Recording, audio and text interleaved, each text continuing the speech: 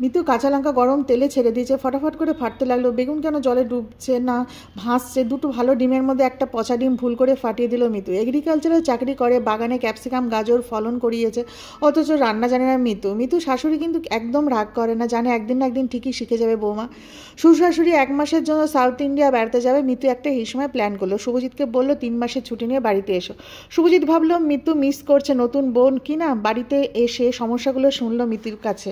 শুভ 5 star হোটেলে safe, ফাটিয়ে হাসতে লাগলো এইসব কথা শুনে। মিতু রাগ করতে অ্যাক্টিং করতে লাগলো। শুভ হাসি থামিয়ে মিতুকে 1 মাসের ট্রেনিং দিল। মিতুকে বলল রান্নাতে পাস করলে সারপ্রাইজ গিফট দেবে মিতুকে। 1 মাস বাদে শুভ অবাক হয়ে গেল, দুর্দান্ত কেকের ওপর ডেকোরেশন করেছে মিতু। মিতু আর জানে এত ভালো জানতো না শুভ। আজ কাশ্মীর বেড়াতে যাবে, এটাই ছিল সারপ্রাইজ গিফট।